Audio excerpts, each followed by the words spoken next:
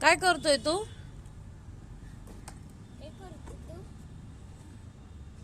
सांग की काय करतोय?